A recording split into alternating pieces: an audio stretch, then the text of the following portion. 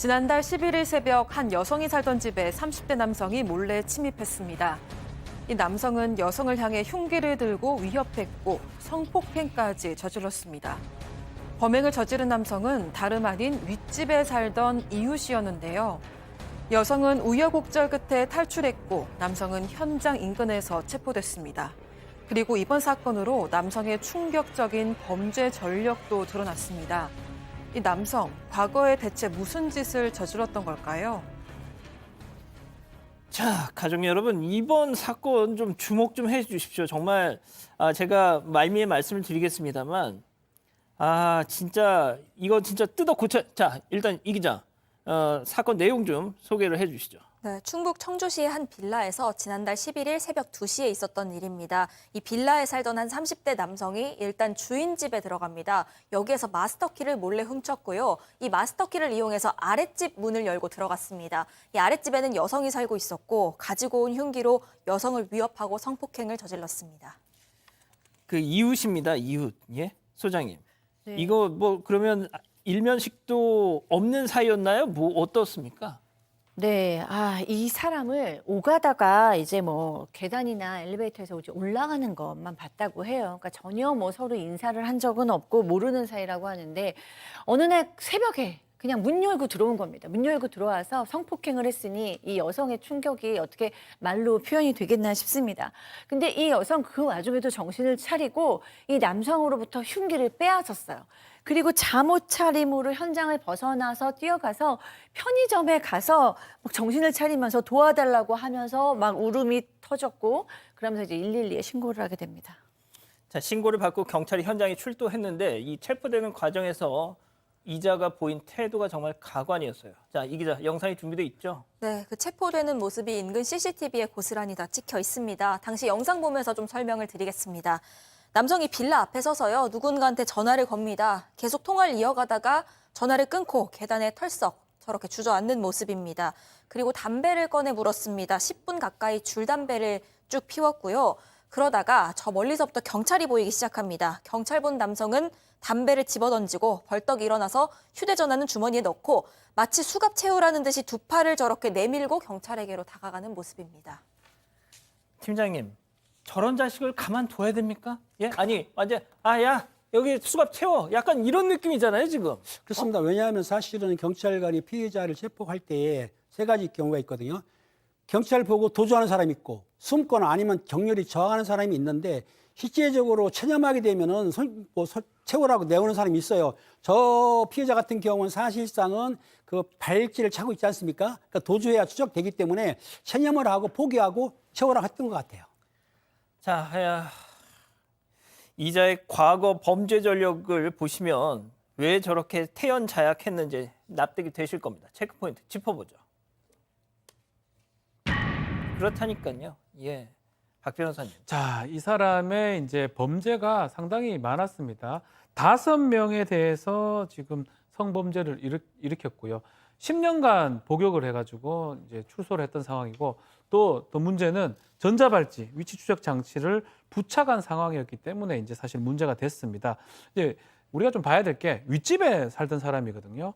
근데 이제 피해 여성 입장에서는 이 성범죄자가 옆에 아니면 그 위에 살고 있는지를 전혀 몰랐다고 합니다. 왜냐하면 이 성범죄자 알림이 앱이라는 건 있긴 한데 이름을 알아야지만이 이렇게 검색이 가능한 거고 자신 집 근처 사는지 안 사는지는 사실 확인할 수가 없습니다.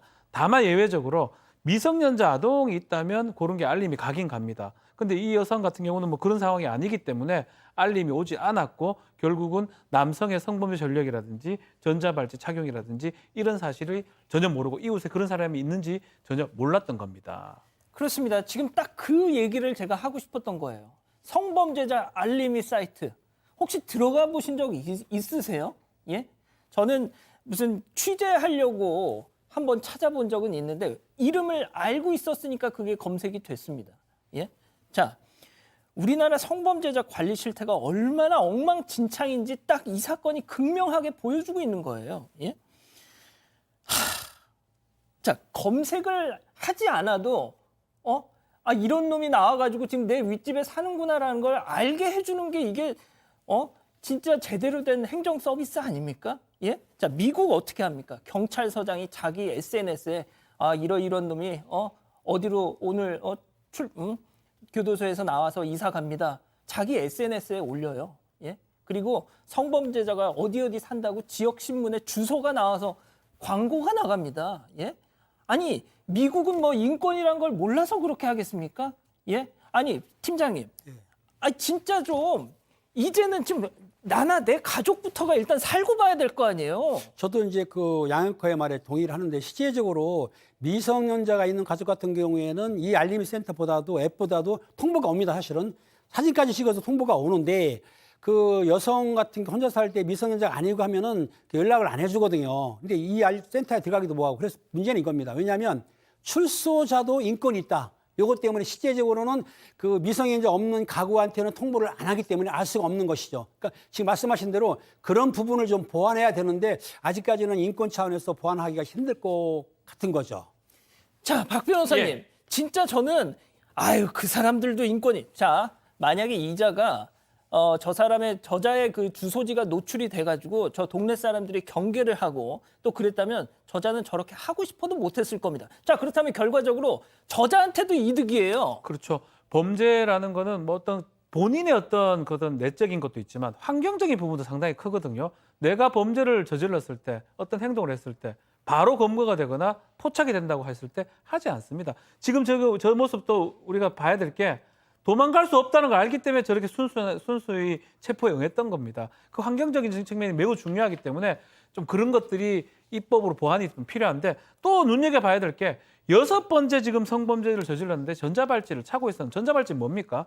취약 시간이라든지 아니면 뭐 이탈했을 때 보호관찰에서 이걸 확인하고 뭔가 못하게 하려고 했던 하기 위해서 채운 거 아니겠습니까? 이 2번 정도 뭔가 이상 신호가 포착이 됐다고 합니다. 그럼에도 불구하고 보호관찰 중앙관찰센터에서 이걸 확인하고도 집에 이걸 못했다는 거, 이 부분도 사실 문제가 되고 결국 전자발찌 이것도 뭐 그냥 폼으로 하는 거 아니냐 이런 얘기가 나올 수밖에 없는 그런 상황입니다. 또 제가 이렇게 막 열내는 거 보시면 뭐 또 인권의 가치를 되게 중요시하게 생각하시는 분들은 저를 또 욕하실 수 있는데요. 진짜 이제는 좀 바꿔야 됩니다. 예? 정말 바꿔야 돼요. 예? 소장님.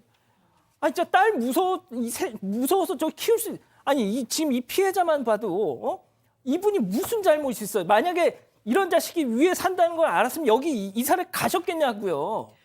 그러니까요. 진짜 제 주변에도 저 오늘도 강의를 갔다는데 강의를 가면 이제 주민 여러분들 만나고 딸을 키우시는 엄마들을 만났는데 다 똑같은 얘기를 하세요. 정말 무서워서 못 살겠다 그러고 이 성범죄들이나 왜 가해자 인권을 우리가 이렇게 보호해야 되냐. 우리부터 좀 살고 싶다. 우리 아이들부터 좀 보호하고 싶다. 이렇게 얘기를 하시는데 글쎄요. 인권의 문제가 있긴 하지만 우리나라는 너무 피해자보다 가해자 중심의 인권을 논하는 것이 아닌가라는 생각을 저도 하고 있습니다. 진짜 이 성범죄자 알림이 정말 진짜 미성년자 자녀를 키우지 않는 한 20대 여성은 그럼 괜찮아요? 30대 여성들은 저런 놈들하고 이웃사촌 해도 괜찮은 겁니까? 알려줘야 될 거 아니에요. 국가에서, 나라에서, 지자체에서. 예? 이게 진짜 제가 괜히 멋진 척하려고 지금 이 열내는 게 아니고요. 정말 너무 많은 분들이 하소연을 하세요. 예? 진짜 이제는 인권이고 뭐고 그런 거 좀 그만 좀 얘기하자고요. 누구의 인권? 누구의 인권? 피해자의 인권, 가해자의 인권 어떻게 하실 겁니까, 진짜? 예? 여기까지 하고요. 이 사건의 진실을 추적하고 싶으십니까? 그렇다면 사반 채널을 구독해 주세요. 지금까지 이자연 기자였습니다.